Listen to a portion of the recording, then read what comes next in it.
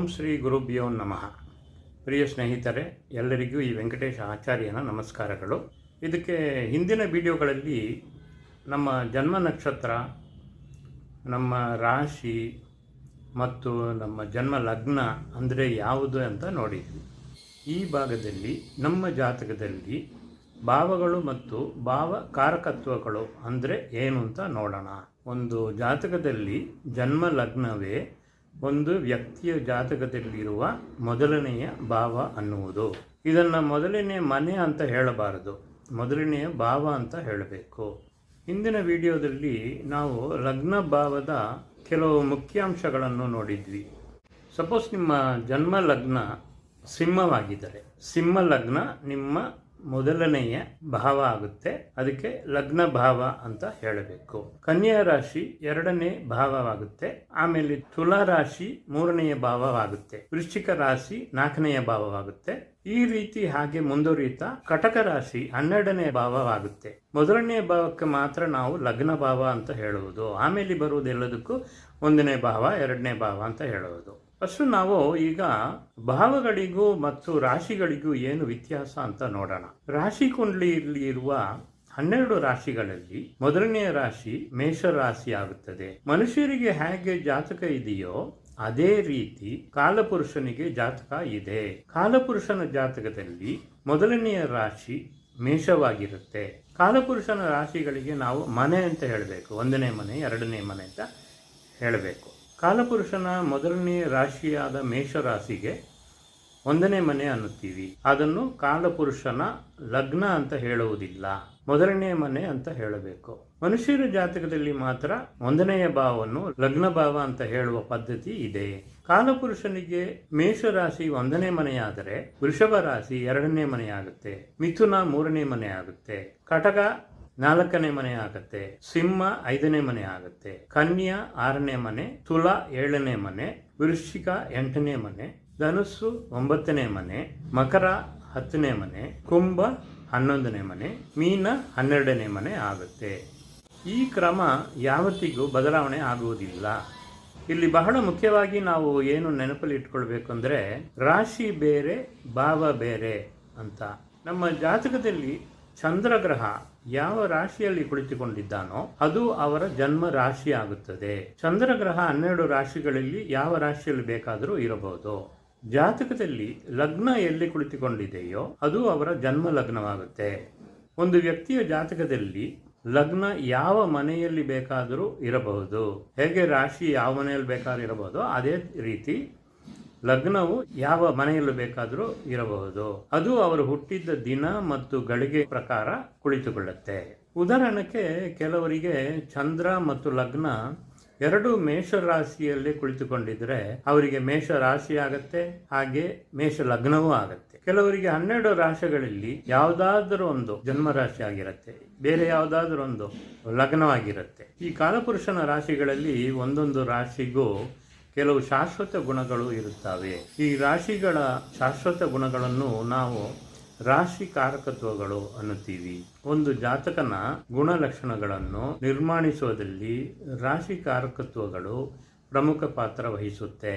ಉದಾಹರಣೆಗೆ ಕಾಲಪುರುಷನ ಮೊದಲನೆಯ ರಾಶಿಯಾದ ಮೇಷರಾಶಿ ಚರ ರಾಶಿ ಆಗುತ್ತೆ. ಚರ ಅಂದರೆ ವೇಗವಾಗಿ ಹೋಗೋದು, ವೇಗ ಮತ್ತು ಅದನ್ನು ಚುರುಕು ಅಂತಲೂ ಹೇಳಬಹುದು. ಒಂದು ಜಾತಕನಿಗೆ ಮೇಷ ರಾಶಿ ಆಗಿದ್ದರೆ ಅವನ ಮನಸ್ಸಲ್ಲಿ ವೇಗವಾದ ಅಥವಾ ಚುರುಕಾದ ಚಿಂತನೆಗಳು ಇರುತ್ತೆ ಅಂತ ಹೇಳಬಹುದು.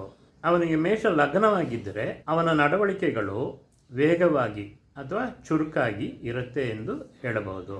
ಅಂದರೆ ಚಂದ್ರ ಅವನ ಚಿಂತನೆಗಳನ್ನು ಸೂಚಿಸುತ್ತೆ, ಅದೇ ಸಮಯ ಲಗ್ನ ಅವನ ನಡವಳಿಕೆಗಳನ್ನು ಸೂಚಿಸುತ್ತೆ. ಒಬ್ಬರ ಜನ್ಮ ರಾಶಿ ಎನ್ನುವುದು ಚಂದ್ರ ಇರುವ ಮೊದಲನೆಯ ಮನೆ ಎಂದು ನಿಮಗೆ ಮೊದಲೇ ಗೊತ್ತಿದೆ. ಚಂದ್ರಗ್ರಹವನ್ನು ಮನೋಕಾರಕ ಅನ್ನುತ್ತಾರೆ.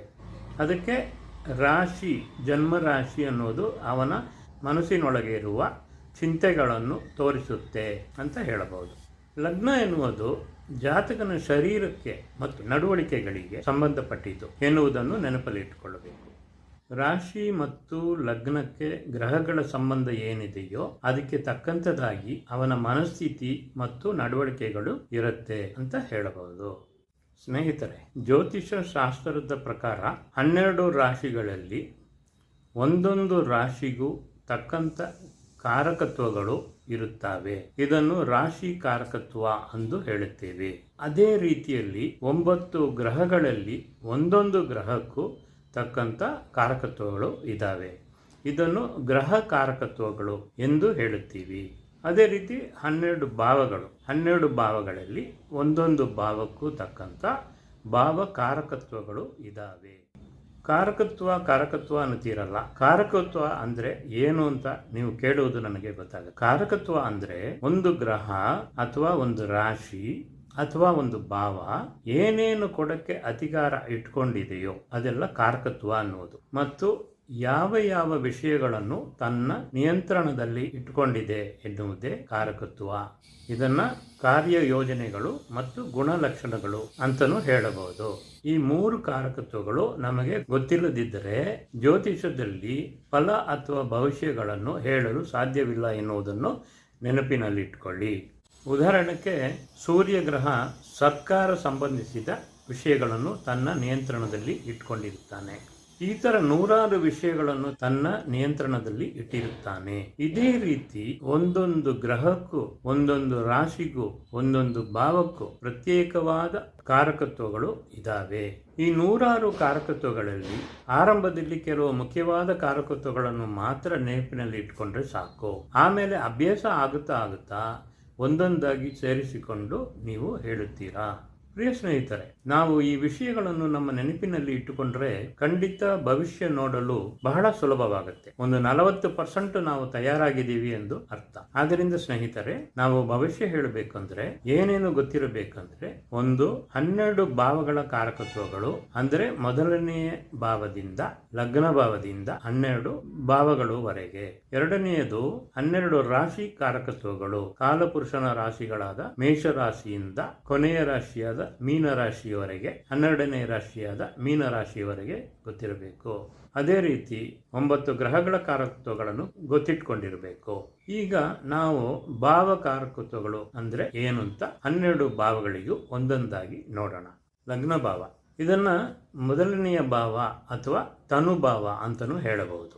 ಇದು ಜಾತಕನ ಶರೀರದ ಬಗ್ಗೆ ಸೂಚಿಸುತ್ತೆ. ದೇಹದ ಭೌತಿಕ ನೋಟ, ಅವನ ರೂಪ, ಅವನ ದೇಹದ ರಚನೆ, ದೇಹದ ಬಲ ಮತ್ತು ಬಲಹೀನ, ಚಿಂತನೆ, ಆತಂಕ, ಸುಂದರ, ಹಣೆ, ತಲೆಕೂದಲು, ಸ್ವಯಂ ಪ್ರಯತ್ನಗಳು, ಪುರುಷತ್ವ ಮತ್ತು ಸ್ತ್ರೀತ್ವ, ಅವನ ಆರೋಗ್ಯ, ದೇಹದ ಪ್ರತಿ ರಕ್ಷಣಾ ವ್ಯವಸ್ಥೆಗಳು, ಖ್ಯಾತಿ, ಬಾಳಿಕೆ, ಪ್ರದರ್ಶನ ಅಂತಹ ವಿಷಯಗಳನ್ನು ಸೂಚಿಸುತ್ತೆ.